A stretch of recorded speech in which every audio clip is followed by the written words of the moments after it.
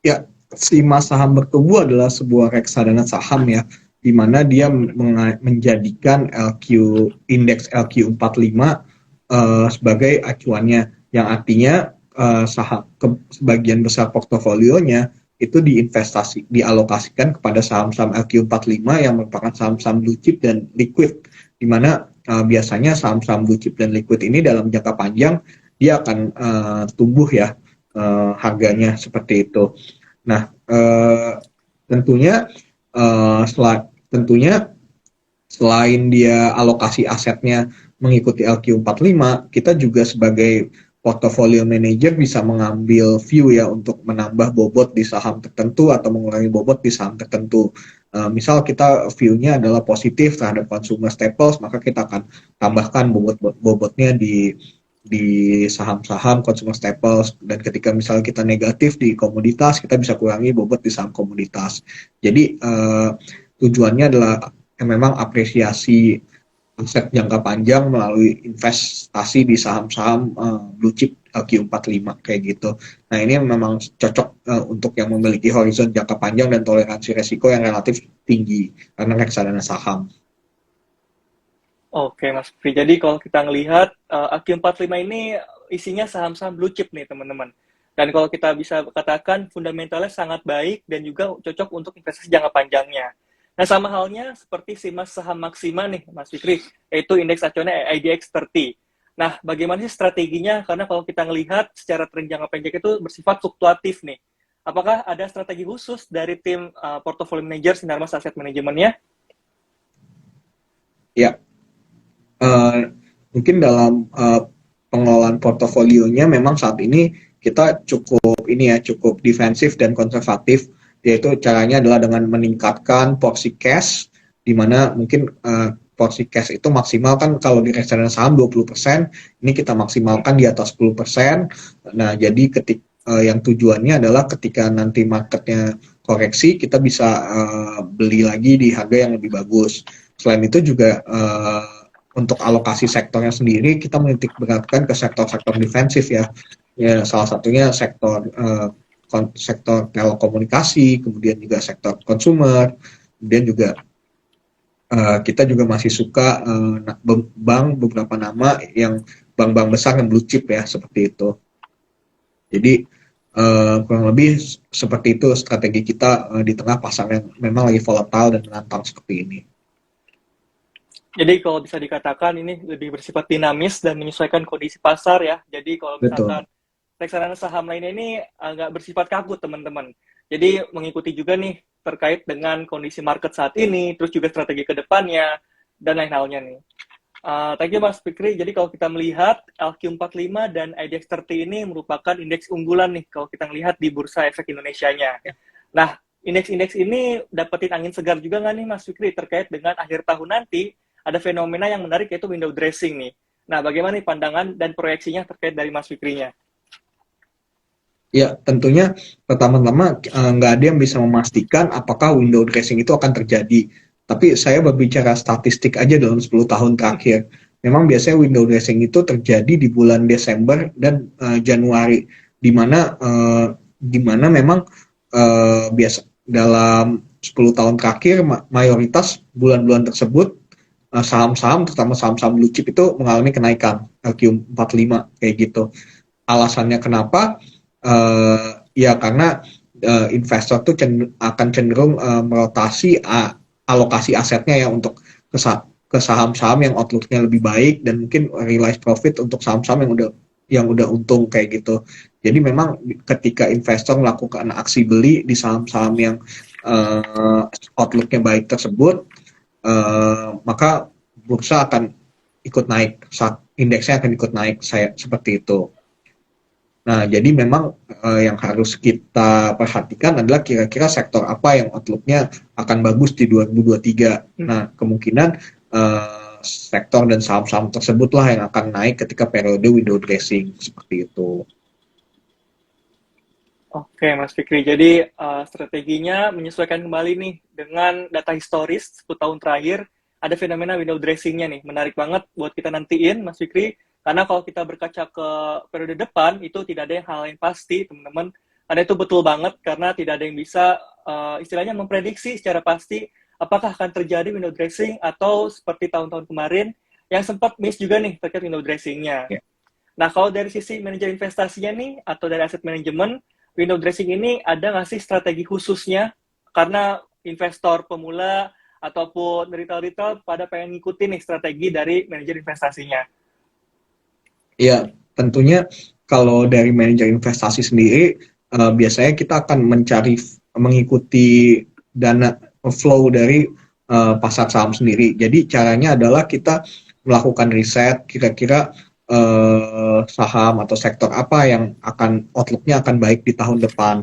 Karena seperti yang saya bilang sebelumnya, biasanya ketika periode window dressing, saham-saham tersebut cenderung akan naik karena diburu oleh investor-investor besar seperti itu.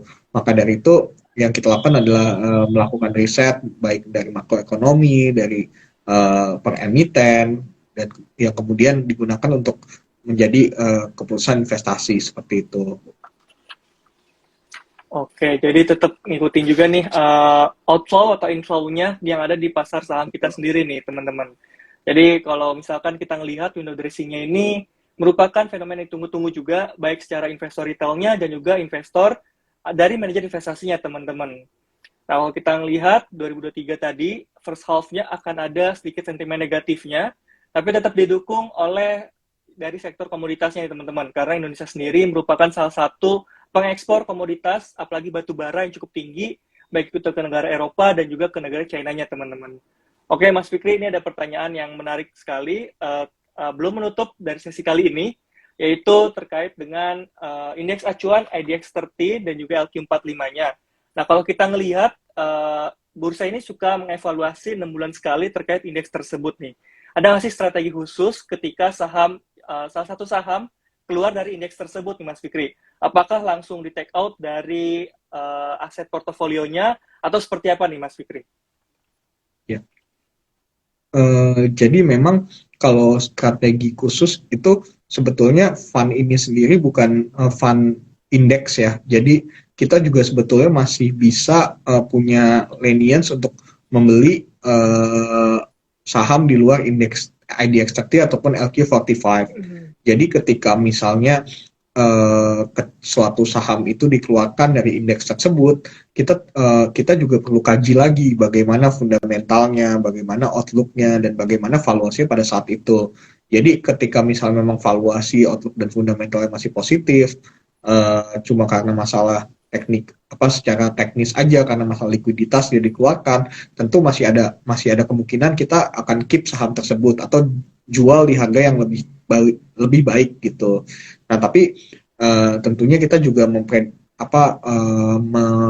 berusaha memperkirakan ya kira-kira saham apa yang akan keluar, saham apa yang masuk, caranya dengan melihat likuiditas atau trading value dari saham tersebut kayak gitu. Oke, Mas Fikri. Jadi kita jadi tahu nih kalau misalkan si Mas saham bertumbuh ini bersifat fleksibel, teman-teman. Jadi nggak begitu mengikuti pergerakan indeks, jadi tetap bisa di hold juga nih. Kalau misalkan ada saham fundamental bagus, tapi karena hanya alasan teknis likuiditas, itu tetap bisa di hold oleh manajer investasinya. Jadi tidak akan sefluktuatif harga saham. Jadi reksadana saham, si Mas saham bertumbuh ini bisa jadi pegangan nih buat teman-teman investasi jangka panjangnya. Dengan metode dollar cost averaging tadi, jadi tetap dicicil secara bertahap, apalagi di kondisi sekarang teman-teman bisa keep investing juga nih terkait reksadana saham tersebutnya. Oke, Mas Fikri, sekian materi kali ini. Mungkin mau mengingatkan nih kepada teman-teman semuanya yang sudah stay tune sampai dengan sesi kali ini, karena di akhir sesi nanti kita akan ada giveaway dengan total hadiah 500.000 teman-teman untuk 5 orang penanya beruntung nih. Jadi teman-teman bisa langsung masukin pertanyaannya terkait investasi reksadana, strategi, ataupun mau diskusi juga nih terkait portofolio reksadana teman-teman. Langsung aja di drop di kolom Q&A box-nya. Nanti bagi penanya beruntung, kita akan bacakan dan kita akan umumkan di akhir sesi nanti.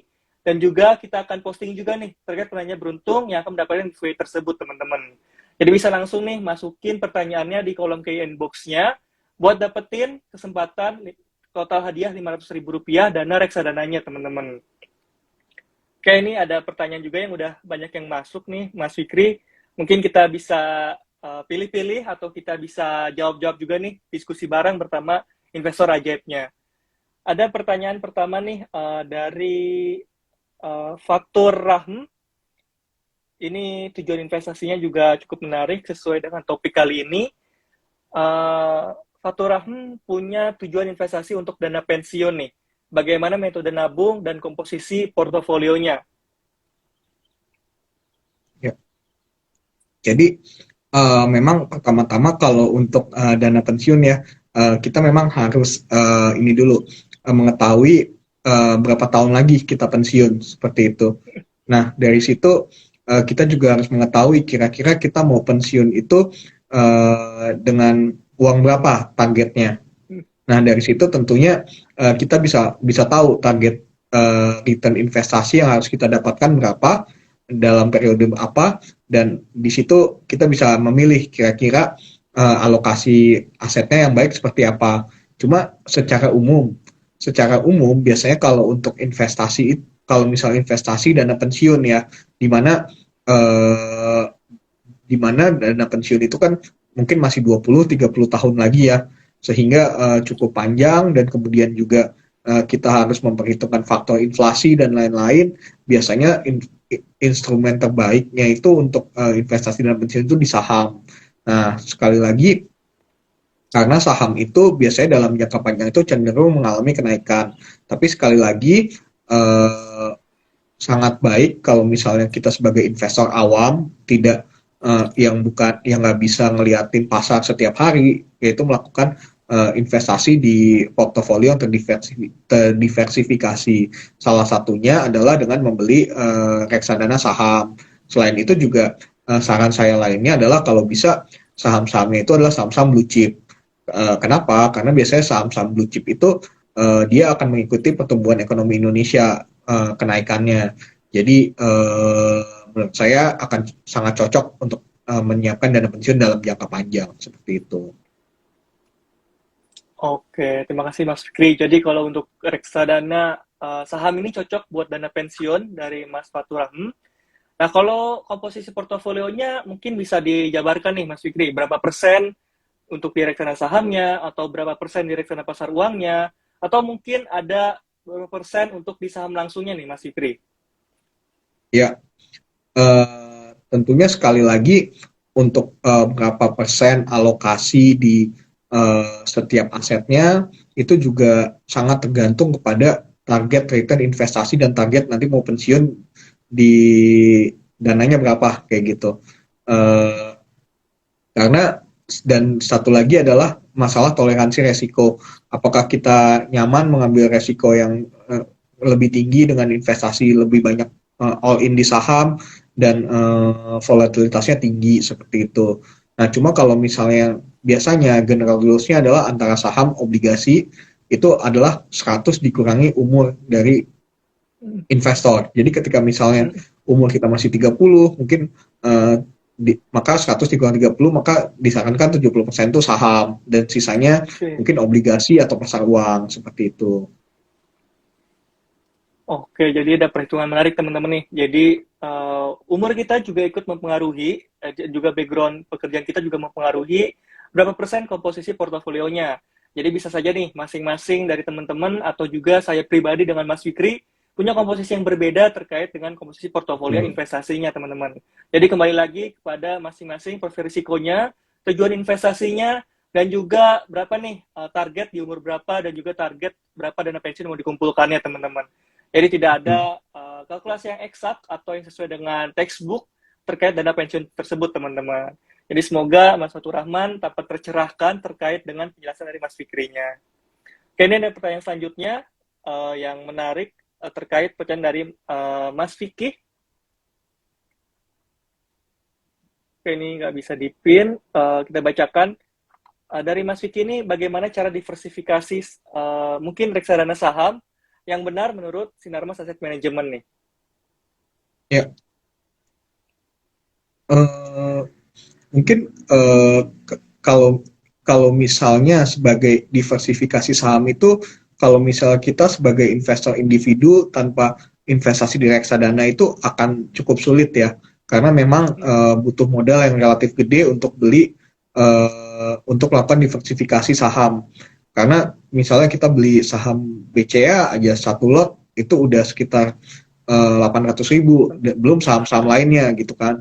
Jadi modalnya cukup tinggi. Nah, sementara itu mungkin cara yang paling baik dalam melakukan diversifikasi adalah dengan membeli reksadana saham. Nah, beli reksadana saham itu sendiri kan kita bisa mulai dari 100.000, di mana kita sudah mendapatkan hak atas portofolio yang terdiversifikasi seperti itu. Nah, kalau bagaimana kalau misalnya manajer portofolio melakukan diversifikasi? Tentunya manajer portofolio itu akan melakukan diversifikasi sesuai dengan indeks acuannya.